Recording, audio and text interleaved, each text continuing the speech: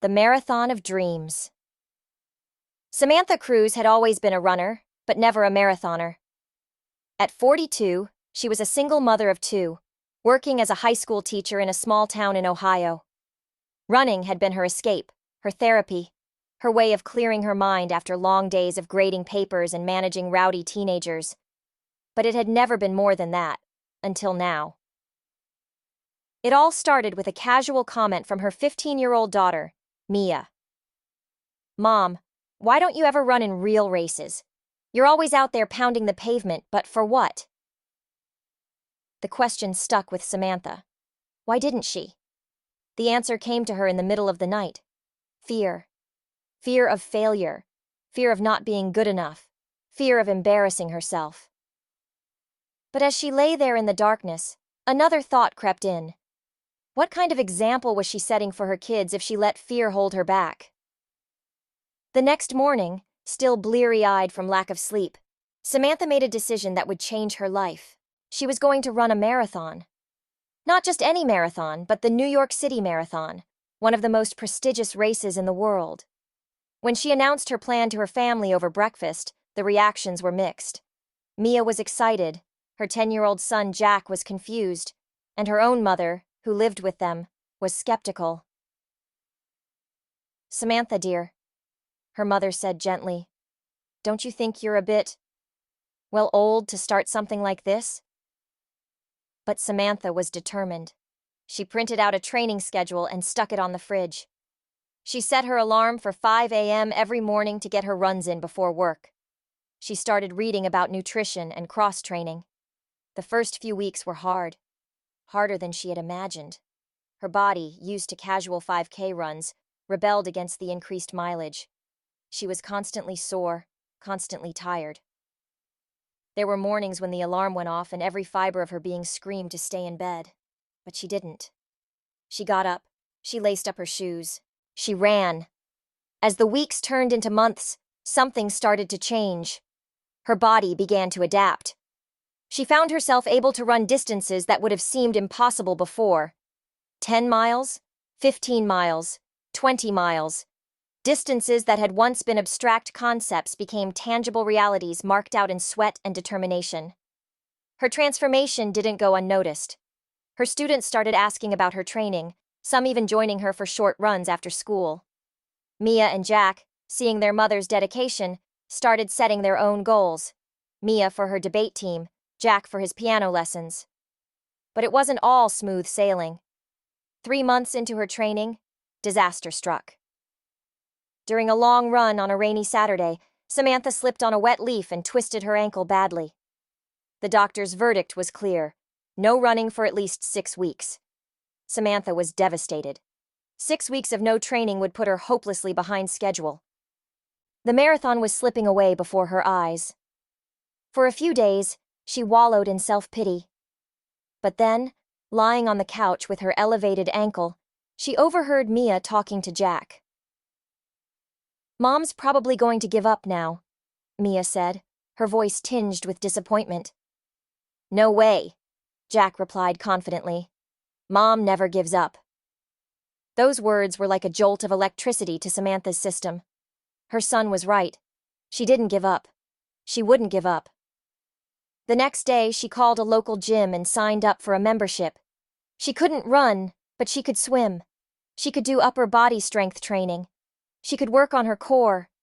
For 6 weeks, she became a fixture at the gym, often arriving as it opened and leaving as it closed.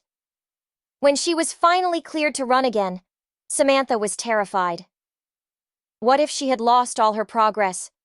What if her ankle wasn't really healed? What if she just couldn't do it anymore? With her heart pounding, she set out for her first run back. It was hard, harder than she remembered. But she did it. And the next day, she did it again. And again. And again. As race day approached, Samantha felt a mix of excitement and terror. She had done the training, logged the miles, but was it enough? The night before the race, as she lay in her hotel room in New York City, doubt crept in. What if she couldn't finish? What if she let everyone down? A soft knock on the door interrupted her spiral of negative thoughts. It was Mia and Jack, who had come with her to New York along with their grandmother. "We made you something, Mom," Jack said, holding out a piece of paper. It was a hand-drawn sign, covered in glitter and stickers. In big bold letters it read, "Go, Mom, go! You never give up!" Samantha felt tears welling up in her eyes. "Thank you," she whispered, pulling her children into a hug. In that moment, she knew that no matter what happened tomorrow, she had already won. Race day dawned bright and clear. As Samantha stood at the starting line, surrounded by thousands of other runners, she felt a sense of calm settle over her.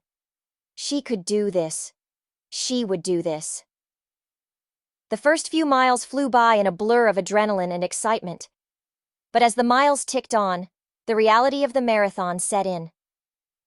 By mile 15, every step was a struggle. By mile 20, she was in a world of pain she had never experienced before. But she kept going. She thought of her students, cheering her on from back home.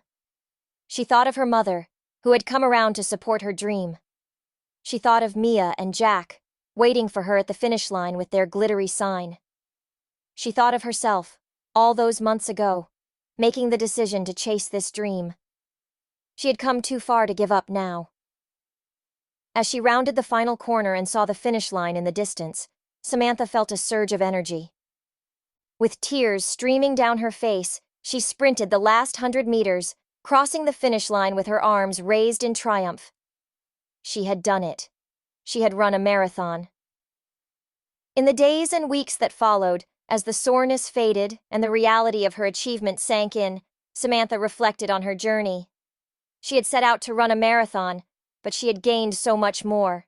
She had shown her children the power of perseverance. She had inspired her students to chase their own dreams. She had proven to herself that it's never too late to take on a new challenge. But most importantly, she had learned the most valuable lesson of all: the importance of never giving up. There had been so many moments when quitting would have been easier. The early mornings, the injury, the self-doubt. Each had been an opportunity to throw in the towel. But she hadn't. She had kept going, one step at a time, and in doing so, she had achieved something she once thought impossible. A month after the marathon, Samantha stood in front of her class, teaching a lesson on goal setting. As she looked out at the sea of young faces, she saw something that hadn't been there before. Belief. Belief in themselves. Belief in their dreams. "Remember," she told them, her marathon medal hanging proudly around her neck, "it's not about being the fastest or the strongest. It's about not giving up. Because when you refuse to give up, there's no limit to what you can achieve." As the bell rang and her students filed out, Samantha smiled to herself. She didn't know what her next challenge would be, but she knew one thing for certain. Whatever it was, she wouldn't give up. After all, she was Samantha Cruz, marathoner, and giving up simply wasn't in her vocabulary anymore.